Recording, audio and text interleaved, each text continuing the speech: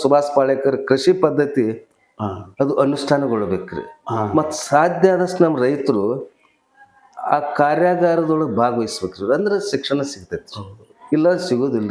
Urea ಅಂದ್ರೆ ಎದರಾಗೈತಿ, potash ಅಂದ್ರೆ ಎದರಾಗೈತಿ, ಮಣ್ಣು ಅಂದ್ರೆ ಏನ, ಆಕಳ ಅಂದ್ರೆ ಏನ, ಇದೆಲ್ಲ ಸಾಧ್ಯ ಆದಷ್ಟು ಅವ್ರು ಅದನ್ನ ಹೇಳಿದ್ದನ್ನು ಹಿಡ್ಕೋಬೇಕು, ನಂಬಬೇಕು, ಅದನ್ನ ಮಾಡ್ಬೇಕ್ರಿ.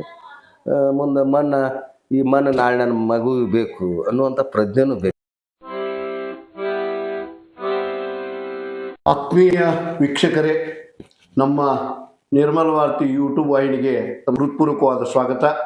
ನಾನು ಇವತ್ತು ಒಬ್ಬ ಸೃಜನಶೀಲ ಬರಹಗಾರರು, ಸಾವಯವ ಕೃಷಿಕರು, ನೈಸರ್ಗಿಕ ಕೃಷಿಯನ್ನು ತಮ್ಮ ಬದುಕನ್ನಾಗಿಸಿಕೊಂಡವರು ಹಾಗೂ ನೇರ ನಿಟ್ಟ ನಿರಂತರವಾಗಿ ದಿಟ್ಟತನದ ಮಾತುಗಳಿಂದ ಮತ್ತು ಸಾಕಷ್ಟು ಸಂಶೋಧಕರಿಗೆ ಸಂಶೋಧನೆಯ ಸೂತ್ರಗಳನ್ನು ಹೇಳ್ಕೊಡ್ತಕ್ಕಂಥ ಪ್ರೊಫೆಸರ್ KG ಕುಂದನ್ಗಾರ್ ಅವರ ಪರಮ ಶಿಷ್ಯರು, ಕಟ್ಟ ಅಭಿಮಾನಿಗಳು. ಅವರನ್ನು ಕೌಜಲ್ಗಿ ಭಾಗದಲ್ಲಿ ಅವರ ಹೆಸರನ್ನು ಸ್ಥಿರಸ್ಥಾಯಿಯಾಗಿ ಉಳಿಸಲಿಕ್ಕೆ ಸತತವಾಗಿ ಪ್ರಯತ್ನ ಪಟ್ಟವರು. ಸುಮಾರು 10-15 ಪುಸ್ತಕಗಳನ್ನು ಪ್ರಕಟ ಮಾಡಿರ್ತಕ್ಕಂಥವರು. ಕೌಜಲ್ಗಿಯ ಭಾಗದಲ್ಲಿ ಸಂಶೋಧಕ ಅನ್ನುವಂಥ ಹೆಸರನ್ನು ತೆಗೆದುಕೊಂಡಿರ್ತಕ್ಕಂಥ ಆತ್ಮೀಯರಾಗಿರ್ತಕ್ಕಂಥ ಸನ್ಮಿತ್ರರು, ಹಿರಿಯರು ಆಗಿರ್ತಕ್ಕಂಥ ಶ್ರೀಯುತ ಪ್ರಕಾಶ್ ಕೋಟಿನ್ತೋಟ ಅವರಿಗೆ ತಮ್ಮೆಲ್ಲರ ಪರವಾಗಿ ನಮ್ಮ ವಾಹಿನಿಗೆ ಹೃತ್ಪೂರ್ವಕವಾದ ಸ್ವಾಗತವನ್ನು ಕೋರುತ್ತೇನೆ. ನಾವು ಮಾತೃಭಾಷೆ ಒಳಗೆ ಶಿಕ್ಷಣ ಪಡೆದ್ರೆ ಅಂದರೆ ನಾವು ಏನನ್ನ ಸ್ವೀಕಾರ ಮಾಡ್ತೀವಿ, ಊಟ ಮಾಡ್ತಿರಲ್ಲ, ಅದು ರುಚಿ ಅನ್ನೋದು ಇರ್ತೈತಿ, ಅದು ಹೊಟ್ಟಿಗೆ ಹತ್ತೈತಿ, ಹೊಟ್ಟಿಗೆ ಆಯ್ತಾ ಶಕ್ತಿ ಬರ್ತೈತಿ. ಹಂಗೆ ನಾವು ಮಾತೃಭಾಷೆ ಒಳಗೆ ಶಿಕ್ಷಣ ಪಡೆದ್ರೆ ಇನ್ನುಳಿದ ಭಾಷೆಗಳ ಆ ಮಗುವಿಗೆ ಸಹಜ ಅರ್ಥ ಆಗ್ತಾವ, ಸಹಜ ಕಲಿತೈತಿ. ಮಾತೃಭಾಷೆ ಶಿಕ್ಷಣ ತಜ್ಞರು ಹೇಳ್ತಾರೆ, ಮಾತೃಭಾಷೆ ಸರಿಯಾಗಿ ಯಾರು ಬರ್ತೈತೋ ಅವ್ರು ಇಂಗ್ಲೀಷ್ ಸರಳ ಬರ್ತೈತಿ ಅಂತ ಒಂದೇದ್ರಿ. ಎರಡನೇದು, ಒಂದು ಮಗು ಸಹಜ ಅಂದ್ರೆ 9 ಭಾಷೆಗಳನ್ನ ಕಲಿತೈತಿ, ಅದು ತನ್ನ ಮಾತೃಭಾಷೆ ಒಳಗೆ ಶಿಕ್ಷಣ ಪಡೆದಿದ್ರೆ. ಶಿಕ್ಷಣ ತಜ್ಞರ ಅಭಿಪ್ರಾಯ ಅದು ಅಷ್ಟ ಸತ್ಯನೂ ಅನಿಸ್ತು ನನಗೆ. ಅದಕ್ಕೆ ಮಾತೃಭಾಷೆಗೆ ನಾವು ಒತ್ತು ಕೊಡ್ಬೇಕು. ಮುಂದೆ ಇದು ಮಾರ್ಕ್ಸ್ಗಳೇನದವ್ರಲ್ಲ, ಮಾರ್ಕಸ್ ರ್ಯಾಂಕ್, ಈ ಕಡೆ ನಮ್ಮ ಪಾಲಕರು ಸ್ವಲ್ಪ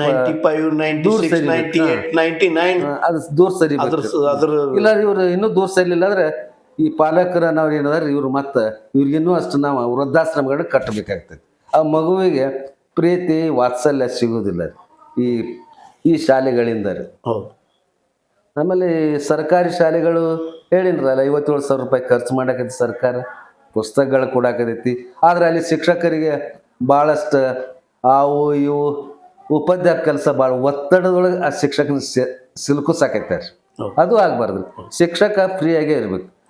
ಮುಂದೆ ಶಿಕ್ಷಕನ ಉಡುಗೆ ತೊಡುಗೆನೂ ಬದಲಾವಣೆ ಆಗ್ಬೇಕ್ರಿ. ಇವತ್ತು ಪ್ರಾಥಮಿಕ ಶಾಲಾ ಶಿಕ್ಷಕನ ಉಡುಗೆ ತೊಡುಗೆಗಳು ಬದಲಾಗಬೇಕು. ದೋತ್ರ, ನೀರು ಶರ್ಟ್, ಟೋಪಿಗೆ ಅವ್ರನ್ನ ನೋಡಿದ್ರನ ಆ ಮಗುವಿಗೆ ಅಥವಾ ಪಾಲಕರಿಗೆ ಗೌರವ ಬರುವಂತದ್ದು, ಒಂದು ಏನದು ಸಭ್ಯತೆ ಬರಬೇಕು. ಆ ತರ ವೇಷಭೂಷಣಗಳ ಅವಶ್ಯಕತೆ ನಿಜವಾಗ್ಲೂ ಇದು ಬಹಳ ಒಪ್ಪುವಂತ ಮಾತು. ಇವತ್ತಿನ ಶಿಕ್ಷಕರು ಒಬ್ಬೊಬ್ರು ನನಗನ್ಸಿದ ಮಟ್ಟಿಗೆ ಜೀನ್ಸ್ ಹಾಕೊಂಡು ಮ್ಯಾಲ್ ಟಿ ಶರ್ಟ್ ಹಾಕೊಂಡು ಬರುವಂತ ಶೈಲಿನೂ ನೋಡ್ತೀವಿ. ಅದು ಮಕ್ಕಳ ಮನಸ್ಸಿನ ಮ್ಯಾಗ ಅದೊಂದು ಒಮ್ಮೆ ಇದನ್ನ ಬೀರ್ತೈತೆ ಅನ್ನೋ ಅನಿಸ್ತತಿ. ಮುಂದೆ ಅದು ಅಷ್ಟೇ ಅಲ್ದನ ಇವತ್ತಿನ ಶಿಕ್ಷಕರು ಗುರುದೇವೋಭವ ಅನ್ನುವಂಥ ಒಂದು ವಾಕ್ಯಕ್ಕೆ ಸರಿ ಒಂದು ಹಂಗೆ ಭಾಳಷ್ಟು ಇದ್ರೂ ಅಲ್ಲಿ ಇಲ್ಲಿ ಒಬ್ಬೊಬ್ರು ಯಾರಾದ್ರೂ ಅದಕ್ಕೆ ವ್ಯತಿರಿಕ್ತವಾಗಿ ನಡ್ಕೊಡೋದ್ರಿಂದನೂ ಕೂಡ ಶಿಕ್ಷಣಕ್ಕೆ ಸರ್ಕಾರಿ ಶಾಲೆಗಳ ಬಗ್ಗೆ ಅದೊಂದಿಟ್ಟು ಲಕ್ಷ್ಯ ಕಡಿಮೆ ಆಗ್ತಾನೆ ಅವನು ಪಾಲಕರದು ಅನ್ನೋ ಹಂಗಾಗಿದೆ. ಲಕ್ಷ ಕಡಿಮೆ ಆಯಿತು. ಇನ್ನೊಂದು ಶಿಕ್ಷಕ ಅಂದ್ರೆ ನಾನು ಮಗುವಿಗೆ ಶಿಕ್ಷಣ ಕೊಡ್ಬೇಕು. ಶಿಕ್ಷಣ ಕೊಟ್ಟ ಮೇಲೆ ಆ ಮಗುವಿನ ಬಗ್ಗೆ ಚಿಂತನೆ ಮಾಡ್ಬೇಕು. ಏನು ಚಿಂತನೆ ಮಾಡ್ಬೇಕ್ರಿ? ಅವು ಉದ್ಯೋಗ ಕತ್ತಾನೋ ಇಲ್ಲೋ, ಉದ್ಯೋಗದ ಮುಗಿದ ಮೇಲೆ ಅವನ ಮದುವೆ ಬಗ್ಗೆನೂ ವಿಚಾರ ಮಾಡ್ಬೇಕ್ರಿ ಅವ್ನು ಶಿಕ್ಷಕ. ಅವನು ಶ್ರೇಷ್ಠ ಶಿಕ್ಷಕ, ಅವನು ಶಿಷ್ಯ ಪರಂಪರೆ, ಗುರು ಶಿಷ್ಯ ಪರಂಪರೆ. ಅವನು ನಿಜವಾದ ಶಿಕ್ಷಕ, ಶ್ರೇಷ್ಠ ಶಿಕ್ಷಕ ಅಲ್ಲ. ಅದನ್ನ ಒಬ್ಬೊಬ್ರು ಹೇಳ್ತಾರೆ, ಶಿಕ್ಷಕ ಅಂದ್ರ ಶಿಕ್ಷಣ ಕೊಡೋ, ಮಗುವಿನ ಸಂಪೂರ್ಣ ಬದುಕಿನ ಬಗ್ಗೆ ವಿಚಾರ ಮಾಡುವ ಗುರು ಆಗಿಬಿಡ್ತಾನ. ಈಗ ಶಿಕ್ಷಕರು ಗುರು ಆಗುವಂತ ಅವಶ್ಯಕತೆ ಬಹಳ, ಗುರುಗಳಾಗ್ಬೇಕು. ಬರೇ ಈ ಹೊಟ್ಟಿ ತುಂಬಿಕೊಳ್ಳೋ ಶಿಕ್ಷಕರಾಗಿ ವೃತ್ತಿ, ಅದು ವೃತ್ತಿ ಅಂತ ಅನುಸರಿಸಬಾರ್ದು ಅವ್ರು. ಇನ್ನೊಂದು ನಾನು ಕೇಳಿದಾಗಲೇ ಸಾರ್ವಜನಿಕರನ್ನ ಅದು ಮಾತಾಡಿಸ್ತೀವಿ ನಾವು ಒಮ್ಮೊಮ್ಮೆ. ನಾನು ಒಬ್ಬ ಕನ್ನಡ ಶಾಲೆ ವಿದ್ಯಾರ್ಥಿಯಾಗಿ ಮತ್ತು ಅದ್ರ ಬಗ್ಗೆ ಒಂದು ಸ್ವಲ್ಪ ನನಗೂ ಅಭಿಮಾನ ಇರೋದ್ರಿಂದ ನಾನು ಪಾಲಕರಲ್ಲದ ಅವ್ರವ್ರನ್ನ ಕೇಳಿದಾಗ ಒಂದಿಷ್ಟು ಮಂದಿ ಮಾತಾಡ್ತಾರೆ, ಇಲ್ರಿ ಅಲ್ಲಿ ಇರು ಶಾಲೆ ಮಾಸ್ತರ್ಗಳನ್ನ ತಮ್ಮ ಮಕ್ಕಳನ್ನ ಪ್ರೈವೇಟ್ ಶಾಲೆಗೆ ಹಚ್ತಾರೋ, ಮತ್ತು ಅಲ್ಲಿ ತಾವು ಹಿಂಗಾಗಿ ಮತ್ತೆ ನಾವು ಅದನ್ನ ನೋಡಿ ನಮ್ಮಂಥವ್ರು ಹೊರಗೆ ಹಚ್ಚಿರ್ತೀವೇನೋ ಅಂತದನ್ನು ಆಗಿರ್ತದೆ. ಅದ್ರ ಬಗ್ಗೆ ನಿಮಗೆ ಏನು ಅನಿಸ್ತತಿ? ಇಲ್ಲ, ಅವರು ಒಂದು ರೀತಿ ಏನಂತಾರೆ, ದೇಶದ್ರೋಹಿಗಳನ್ನ ಅಥವಾ ನಾಡದ್ರೋಹಿಗಳ. ಹೌದೌದು. ಯಾಕಂದ್ರೆ ಈ ಮಕ್ಕಳು ಇಲ್ಲಿ ಕಲಿಬೇಕು, ಆ ಮಕ್ಕಳು ಅಲ್ಲಿ ಕಲಿಬೇಕಂದ್ರೆ ಏನಿದೆ, ಅವ್ರೇನ್ ದೇವ್ರ ಮಕ್ಕಳ್ರ.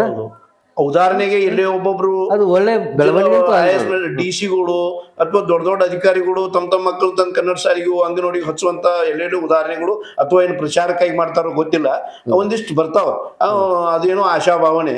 ಆದ್ರೆ ಎಷ್ಟೋ ಶಿಕ್ಷಕರು ತಮ್ಮ ಮಕ್ಕಳನ್ನ ತಮ್ಮ ಕೈಯಲ್ಲಿ ಕಲಿಸ್ತಾರೋ ಅಲ್ಲೇ ಆ ಮಕ್ಕಳನ್ನ ನಾವು ಹಿಂದೆ ಕಲಿಯೋತ್ನ್ಯಾಗ ಎಲ್ಲ ನಮ್ಮ ಶಿಕ್ಷಕರು, ನಮ್ಮ ಗುರು ಬಂಧುಗಳು ಯಾವ ಊರಾಗ ನೌಕರಿ ಇರ್ತೈತಿ ಅದ ಊರಾಗನ ಸಾಂದಾರ ಹಾಕೋದಕ್ಕೆ ಒಂದು ಮನಿ ಮಾಡ್ಕೊಂಡು ಇಲ್ಲೇ ಇದ್ದು, ನಾವು ಸಾಲಿ ಬಿಟ್ಟು ಕೊಡ್ಲೇನು ಮತ್ತೆ ಶಿಕೋಣೆ ತಗೊಂಡು ಕಡಿಕ ಅವ್ರ ಮನ್ಯಾಗ ಹೋಗಿ ಓದ್ಕೊಳಕ ಅಲ್ದ ಸಣ್ಣ ಪುಟ್ಟ ಅಲ್ಲಿ ಅವ್ರ ಮನ್ಯಾಗ ಕೆಲಸ ಮಾಡೋದ್ರಿಂದ ಆ ಗುರು ಶಿಷ್ಯ ಸಂಬಂಧಗಳು ಬಹಳ ಗಟ್ಟಿ ಹಾಕಿರ್ತಿದ್ದು.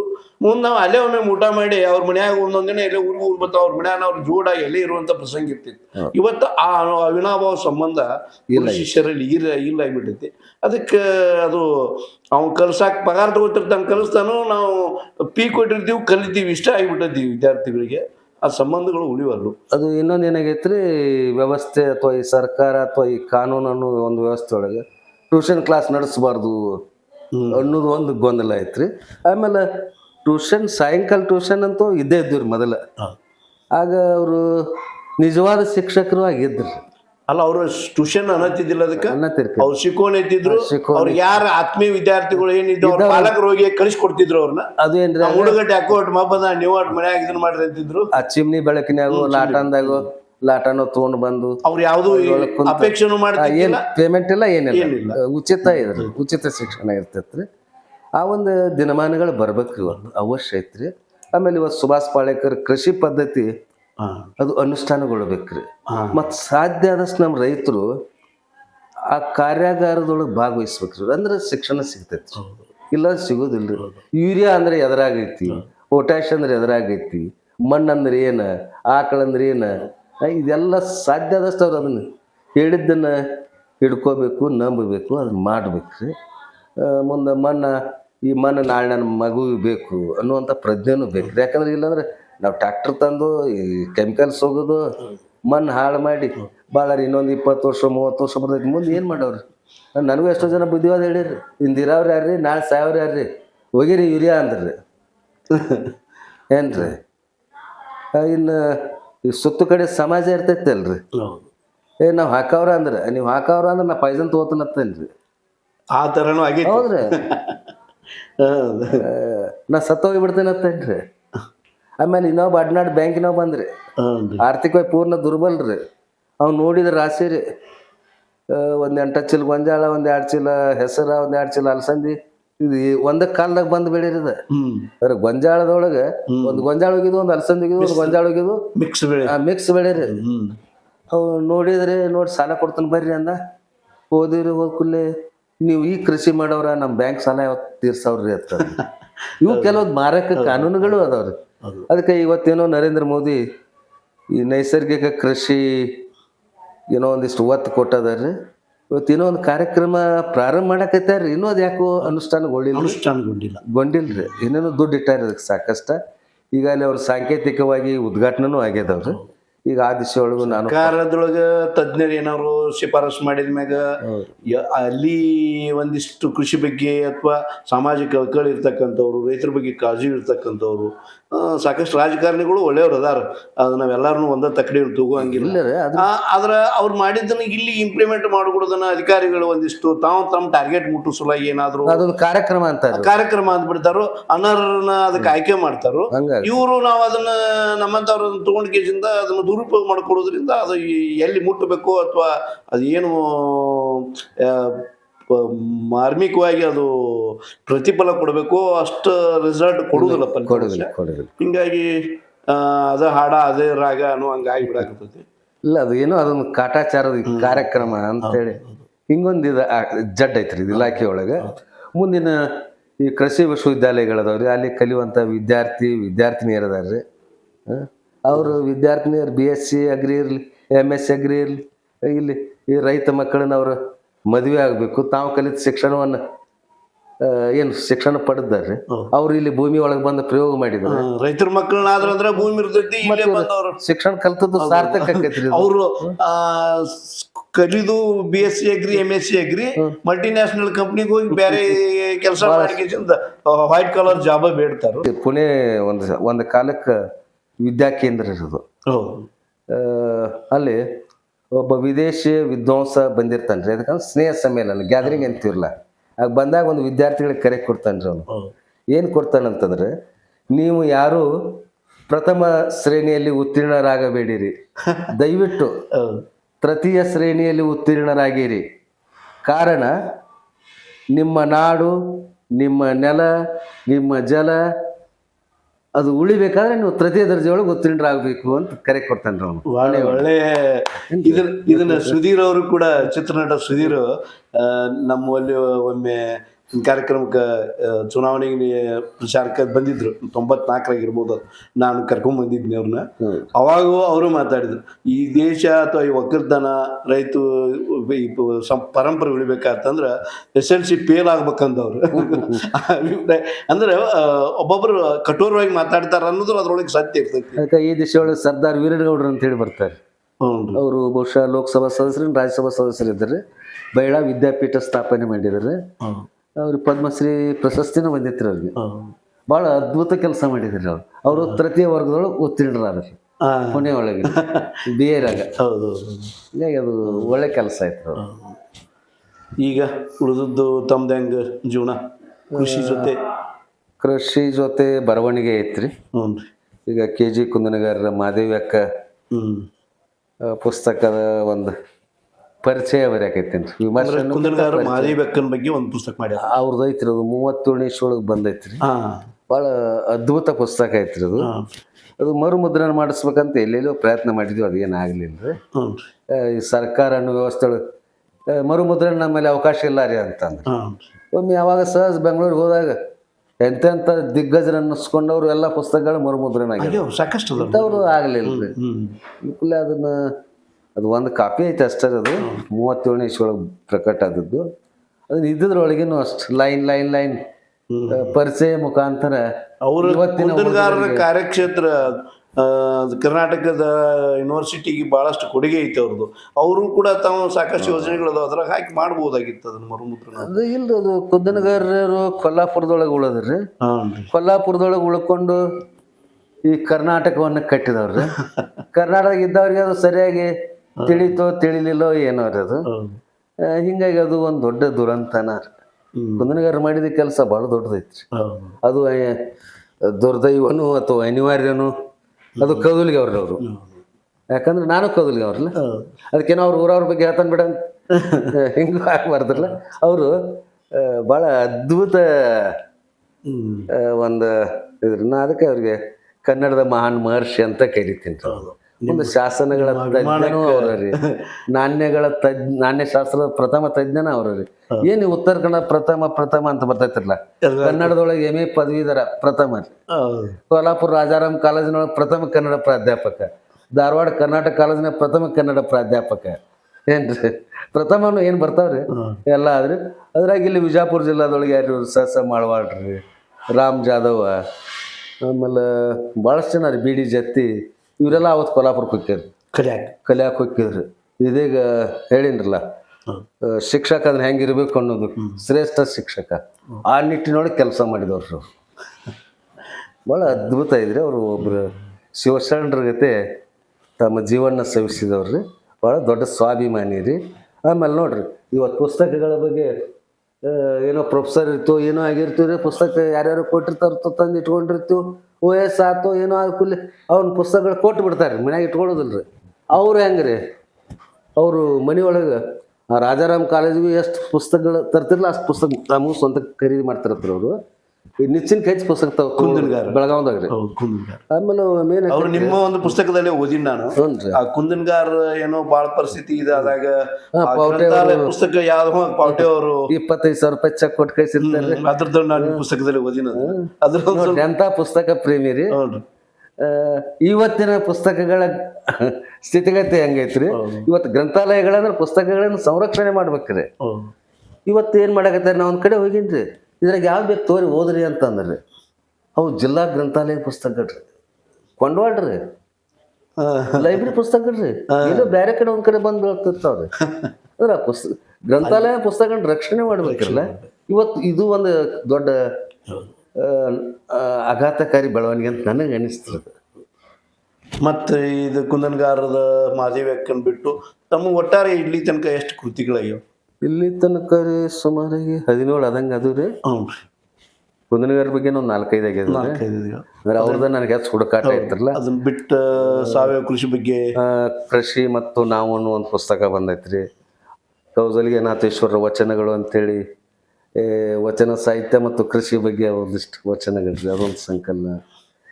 ಆಮೇಲೆ ವ್ಯಕ್ತಿಗಳ ಕುರಿತು ನೆಲದ ನಕ್ಷತ್ರಗಳು ಅಂತೇಳಿ ಬಂದೈತಿ, ಕವನ ಸಂಕಲನ ಅದಾವ್ರಿ. ಇನ್ನೂ ಅಷ್ಟು ಬರ್ಬೇಕಾಗ್ಯವ್ರಿ.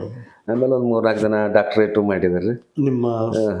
ಎಷ್ಟು ಸಾಧ್ಯ ಐತೋ ಅಷ್ಟು ಅನುಕೂಲ ಮಾಡಿದ್ರಿ. ಕೌಲಿಂಗವನ ಮೇಲೂ ಬಂತ್ರಿ, ಕುಂದನಗಾರ ಮೇಲೆ 2 ಥೀಸಿಸ್ ಬಂದು. ಆಮೇಲೆ ಇನ್ನೂ ಬರ್ಬೇಕ್ರಿ. ಆದ್ರೆ ಅಂಥ ಒಂದು ಹಸಿವು ಇರ್ಬೇಕ್ರಿ. ಆ ಗೈಡ್ ಆದವು ಹಸಿವು ಇರ್ಬೇಕ್ರಿ, ಆ ವಿದ್ಯಾರ್ಥಿಗೂ ಹಸಿವು ಇರ್ಬೇಕ್ರಿ. ಇವತ್ತು ಏನಿಲ್ಲ ಆಗ್ಯಾವ್ರಿ, ಭಾಳ ಬದಲಾಗೈತ್ರಿ. ಈಗ ಕರ್ನಾಟಕ ಯೂನಿವರ್ಸಿಟಿ ಧಾರವಾಡ 1948 ಪ್ರಾರಂಭ ಆಯ್ತು. ಅಲ್ಲಿ ಮೊಟ್ಟ ಮೊದಲ PhD ಗ್ರಂಥ ಅಂತಂದ್ರೆ ಇಲ್ಲೇ ಬದಾಮಿ ತಾಲೂಕು ಕೆರೂರವ್ರವರು ಡಾಕ್ಟರ್ BS ಗದ್ಗಿ ಮಠ ಅಂತೇಳಿ. ಗದ್ಗಿ ಮಠ ರೀ. ಬಹುಶಃ ಅದಕ್ಕೆ ಹೇಳ್ತಾರೆ ನಮ್ಮ ಜಗತ್ತಿನೊಳಗೆ ಮೊಟ್ಟ ಮೊದಲ ಜಾನಪದದೊಳಗೆ PhD ಮಹಾಪ್ರಬಂಧ ಯಾವ್ದಾರ ಇದ್ರೆ ಅದಂತೇಳಿ BS ಗದ್ಗಿ ಮಠದ್ರಿ. ಕನ್ನಡ ಜನಪದ ಗೀತೆಗಳು ಅಂತ ಅದನ್ನ ಮಾಡಿಸ್ತವ್ರು KG ಕುಂದನಗಾರ. ಆ ಕರ್ನಾಟಕ ಯೂನಿವರ್ಸಿಟಿ ಮೊದಲನೇ PhD ಮಹಾಪ್ರಬಂಧ. ಮುಂದೆ ಅಲ್ಲಿ ಮುಂಬೈ ಯೂನಿವರ್ಸಿಟಿ ಒಳಗೆ, ಮುಂಬೈ ಯೂನಿವರ್ಸಿಟಿ 1857 ಪ್ರಾರಂಭ ಆದದ್ರಿ. ಅಂದ್ರೆ ನಮ್ಮ ಕರ್ನಾಟಕ ವಿಶ್ವವಿದ್ಯಾಲಯಕ್ಕಿಂತ ನಂತರ ಮೊದಲ್ರದು 1857 1857 ಅದೊಂದು ಮದ್ರಾಸದೊಂದು ಆಗ ಬಂದ್ರು ಯೂನಿವರ್ಸಿಟಿಗಳ್ರಿ. ಈ ಲಾರ್ಡ್ ಮೆಕ್ಯಾಲೆ ಬರ್ಲಿಲ್ಲ ಇಲ್ಲಿ ಇನ್ನೂ ಏನು ಬದಲಾವಣೆ ಕೇಳ್ಕಲ್ರಿ. ಲಾರ್ಡ್ ಮೆಕ್ಯಾಲೆ ಬಂದ್ ಅಂತೇಳಿ ಶಾಲೆಗಳು ಬಂದು ರೀ. ಲಾರ್ಡ್ ಮೆಕ್ಯಾಲೆ ಬಂದ್ ಅಂತೇಳಿ ಜ್ಯೋತಿಬಾ ಫುಲೆ ಬಂದ್ರಿ. ಜ್ಯೋತಿಬಾ ಫುಲೆ ಬಂದ್ ಅಂತೇಳಿ ಅಂಬೇಡ್ಕರ್ ಬಂದ್ರಿ. ಅಂಬೇಡ್ಕರ್ ಬಂದ್ರ ಅಂತೇಳಿ ಕೊಲ್ಹಾಪುರ ಮಹಾರಾಜರು ಇದ್ರಿ. ಅಂದ್ರೆ ಈ ಸಾರ್ವಜನಿಕವಾಗಿ ನಾವು ಎಲ್ಲೋ ಎಷ್ಟೋ ಕಡೆ ಕೇಳ್ತೀವಿ, ಈ ಮೆಕಾಲೆ ನಮ್ಮ ಭಾರತ ದೇಶದ ಶಿಕ್ಷಣ ಪದ್ಧತಿನ ಅವರಿಂದ ಹಾಳಾತು ಅಂತೇಳಿ ಎಷ್ಟು ನಾವು ಅದು ನಿಜ ರೀ. ಅಂದ್ರೆ ಆ ಶಿಕ್ಷಣ ಮತ್ತು ಆ ವೈದ್ಯಕೀಯ ಸೇವೆ ರೀ, ಅದು ಒಂದು ವರ್ಗದ ಕಪಿಮುಷ್ಟಿ ಒಳಗಿತ್ತು, ಸಾರ್ವತ್ರಿಕವಾಗಿ ಇರ್ಲಿಲ್ಲ. ಮೆಕಾಲೆ ಅದನ್ನು ಸಾರ್ವತ್ರಿಕಗೊಳಿಸಿದ್ರು. ಆದ್ರೆ ನಮ್ಮ ಮೂಲ ಪಾರಂಪರಿಕ ಶಿಕ್ಷಣ ಪದ್ಧತಿಯನ್ನ ಅವರು ಇದಾಗಿರ್ಬೋದು, ಅವ್ರು ಬರುವುದಿಲ್ಲ. ಅದು ಒಂದು ಕಪಿಮುಷ್ಟಿ ಒಳಗೆ ಅದನ್ನ ವಿಸ್ತಾರಗೊಳಿಸಿ ನಾವು ಇಲ್ಲಿ ಅಕ್ಷರ ಕಲಿತಿರ್ಲಿಲ್ರಿ. ಮೆಕಾಲೆ ಬಂದಂತೇಳಿ ನಾವೆಲ್ಲ ಅಕ್ಷರಗಳ ಕಲಿತೀವ್ರಿ. ಮೆಕಾಲೆ ಒಳ್ಳೆ ಕೆಲಸ, ಬ್ರಿಟಿಷರು ಒಳ್ಳೆ ಕೆಲಸಗಳನ್ನು ಮಾಡಿದಾರೆ, ಅವ್ರು ನಾವು ನೆನೆಸ್ಲೇಬೇಕ್ರಿ. ನಮ್ಮನ್ನ ಶೋಷಣೆಗೆ ಒಳಪಡಿಸಿದ್ರು ಕೂಡ ಮತ್ತದು ಹಗಲು ರಾತ್ರಿ ಇದ್ದಂಗ್ರಿ. ಇದ್ರು ನಮಗೆ ಹಗಲನ್ನು ನಾವು ಅದ್ರೊಳಗೆ ನಾವು ಪ್ರೀತಿಸ್ಬೇಕು. ಒಳ್ಳೇದು ಯಾವ್ದು ಈಗ ನಮ್ಮ ಕನ್ನಡ ಇಲ್ಲೆಲ್ಲ ಅಳದು ಹೋಗಿತ್ರಿ. ನಮ್ಮ ಪ್ರದೇಶದಾಗ ಡೆಪ್ಯೂಟಿ ಚನ್ನಬಸಪ್ಪ ಬಂದ್ರಿ, ಇಲ್ಲಿ ವೆಂಕಟರಂಗು ಕಟ್ಟಿ ಬಂದ್ರಿ, ಮುದೋಳ ಈ ಭಾಗದಾಗ. ಕನ್ನಡ ಇಲ್ಲೆಲ್ಲ ಏನೂ ಇದ್ರಿಲ್ಲಲ್ರಿ. ನಮ್ದು ಮರಾಠಿ ಮೇರಿ ಜಮಖಂಡಿ, ಮುದೋಳ, ಕಟ್ಕೋಡ್ರಿ, ರಾಮದುರ್ಗ, ಆಮೇಲೆ ಬೆಳಗಾವಿ ಭಾಳ ಎತ್ತರ ಅದು ಏನ್ರಿ. ಈ ಉತ್ತರ ಕನ್ನಡದೊಳಗೆ ಮತ್ತು ರೆಸಲ್ ಅನ್ನುವಂಥ ಒಬ್ಬ ಶಿಕ್ಷಣಾಧಿಕಾರಿ ಬಂದ, ಡೆಪ್ಯೂಟಿ ಚನ್ನಬಸಪ್ಪ ಬಂದ್ರ ಅಂತೇಳಿ ಕನ್ನಡ ಹೊಡಿತ್ರಿ. ಹಂಗೆ ಒಳ್ಳೆ ಕೆಲಸಗಳು ಆಗಿದಾವ್ರಿ, ನಾವು ನೆನೆಸ್ಲೇಬೇಕ್ರಿ. ಮತ್ತು ಈಗ BL ರೈಸ್ ರೀ, ಶಾಸನಗಳ ಪಿತಾಮಹ ಅಂತಾರ್ರಿ, ಅವ್ರು ಬಂದ್ರಿ. ಮತ್ತು ಅವರೆಲ್ಲ ಬಂದ್ರ ಅಂಥೇಳಿ ಕಾಲಕ್ರಮೇಣ ಪಗು ಹಳಕಟ್ಟಿ ಬಂದ್ರಿ, ವಚನ ಸಾಹಿತ್ಯ ಸಂರಕ್ಷಣೆ ಮಾಡಿದ್ರಿ. ನಿಮಗೆ ಇಲ್ಲಿಯವರೆಗೆ ನಾನು ಕೇಳೋದು ಬಹಳಷ್ಟು ಪುಸ್ತಕಗಳು, ಯಾಕಂದ್ರೆ ನಿಮ್ಮ ಮನೆಗೆ ನಾವು ಬಂದಾಗ ನೋಡಿ ಪುಸ್ತಕಗಳ ರಾಶಿನ ಐತಿ. ನಿಮಗೆ ನಿಮ್ಮ ಮನಸ್ಸಿನ ಮ್ಯಾಗ ಪರಿಣಾಮ ಬೀರಿರ್ತಕ್ಕಂಥ ಪುಸ್ತಕ ಯಾವುದು? ನನಗೆ ಇದೇ ಅಂತ ಹೇಳಕ್ಕೆ ಬರಂಗಿಲ್ಲ ಎಲ್ಲದ್ರೊಳಗಿನ ಒಳ್ಳೆಯದನ್ನ ಎಲ್ಲ ಇದೆ ಅದಾವ್ರಿ ಹೆಂಗೆ ನನಗೆ. ಯಾಕಂದ್ರೆ ಅದು ಹುಚ್ಚು ಪ್ರೀತಿನೂ ಹೆಂಗೋ ಏನೋ ರೀ, ಎಲ್ಲದ್ರ ಮೇಲೆ ಪ್ರೀತಿನೇ ಐತ್ರಿ. ಕಾದಂಬರಿ ಮೇಲೂ ಪ್ರೀತಿನೇ ಐತ್ರಿ. ಕಾದಂಬರಿ ಮೇಲೆ ಕಟ್ಟಿಮನಿ ಕಾದಂಬರಿ ಹೇಳ್ರಿ, ಸ್ವಾತಂತ್ರ್ಯದೆಡೆಗೆ ಏನಾರಿ, ಆಮೇಲೆ ಕೃಷ್ಣಮೂರ್ತಿ ಪುರಾಣಿಕರ ಹಸಿರುನೆಲ್ಲ ಕಾದಂಬರಿ ರೀ, ಅದು ಒಳ್ಳೆ ಪ್ರಭಾವ ಬೀರ್ತದೆ. ಅಂದ್ರೆ ಅಲ್ಲಿ ಒಬ್ಬಾಕಿ ಮಹಿಳೆ ಅಗ್ರಿಕಲ್ಚರ್ ಮಾಡ್ತಾಳ್ರಿ, ನಾವು ಪುರುಷರಾಗಿ ನಾವ್ ಯಾಕೆ ಅಗ್ರಿಕಲ್ಚರ್ ಮಾಡ್ಬಾರ್ದು ಅನ್ನೋ ಪ್ರೇರಣೆ ಒದಗಿಸಿದ್ರಿ ಅಲ್ರಿ ಕೃಷ್ಣಮೂರ್ತಿ ಪುರಾಣಿಕ. ಕಟ್ಟಿಮಣಿದು ಬಂಡಾಯ ಪ್ರವೃತ್ತಿ ಅಥವಾ ಹೋರಾಟ ಪ್ರವೃತ್ತಿ ದಿಟ್ಟತನ ರೀ ಅಲ್ಲಿ ಪಾತ್ರ. ನಿಮ್ಮ ಊರವರನ್ನ ನಿಮ್ಮ ತಾಲೂಕಿನ ಹೆಸರುವಾಸಿ ಆದಂತ ನಿಂಗಣ್ಣ ಸನ್ನಕ್ಕಿ ಅವ್ರ ಬಗ್ಗೆ ನಿಮ್ಮ ಅಭಿಪ್ರಾಯ? ಅವ್ರ ಸಾಹಿತ್ಯ ಜಾನಪದ ಸಾಹಿತ್ಯನ ಅವರು ಜಾನಪದ ಸಾಹಿತ್ಯವನ್ನ ಕ್ಷೇತ್ರ ಕಾರ್ಯ ಮಾಡಿದ್ರು. ಅವರು ಹೊನಕೊಪ್ಪಿ ರೀ, ಅವ್ರ ಮೂಲ ಹಿರಿಯರ ಊರು ಕೌದಲಗಿರಿ. ಇವತ್ತು ಅದು ಹೊನಕೊಪ್ಪಿ ಅವ್ರಂತ ಅವ್ರು ಕೌಂಟ್ ಆಗ್ತಾರೆ. ಅವರು ಜಾನಪದ ಕ್ಷೇತ್ರದೊಳಗೆ ಕ್ಷೇತ್ರ ಕಾರ್ಯ ಮಾಡಿದವರು. ರಾಯಣ್ಣನ ಬಗ್ಗೆ ಮಾಡಿದ್ರಿ, ಒಳ್ಳೆಯದ್ರ ಮಾಡ್ಯಾರ ಬಿಟ್ರೆ ಅವರು, ಅದ್ರ ಬಗ್ಗೆ ಏನಿದಿಲ್ಲ. ಒಟ್ಟಾರೆ ಇವತ್ತು ನೀವು ಇಲ್ಲಿವರೆಗೆ ಆಕಸ್ಮಿಕವಾಗಿ ಬಂದ್ರಿ, ಏನೋ ವಿಚಾರಗಳ ನಮ್ಮ ಪ್ರಸ್ತುತ ಏನು ನಡೀತಿದ್ದೆ ಅದ್ರ ಬಗ್ಗೆ ಒಂದಿಷ್ಟು ವಿಚಾರಗಳನ್ನು ನನ್ನ ಜೊತೆ ಹಂಚ್ಕೊಂಡ್ರಿ. ನಮ್ಮ ವೀಕ್ಷಕರಿಗೆ ಇದೊಂದಿಷ್ಟು ವಿಚಾರಕ್ಕೆ ಹಚ್ಚಬಲ್ಲ ಅಂತ ಒಂದು ವಿಷಯ ಆಗ್ಬೋದು ಅಂತಕ್ಕಂಥದ್ದು ನನ್ನ ಅಭಿಪ್ರಾಯ. ನಮ್ಮ ವಿನಂತಿಗೆ ಮನ್ನಣೆ ಕೊಟ್ಟು ಈ ಒಂದು ವಿಚಾರದೊಳಗೆ ಭಾಗವಹಿಸಿದ್ದಕ್ಕೆ ನಾನು ನಮ್ಮ ವಾಹಿನಿಯ ಎಲ್ಲರ ಪರವಾಗಿ ನಿಮಗೆ ವಂದನೆಗಳನ್ನು ಧನ್ಯವಾದಗಳನ್ನು ತಿಳಿಸ್ತೀನಿ. ನಮಸ್ಕಾರ. ತಮ್ಮೆಲ್ಲರಿಗೂ ಶರಣ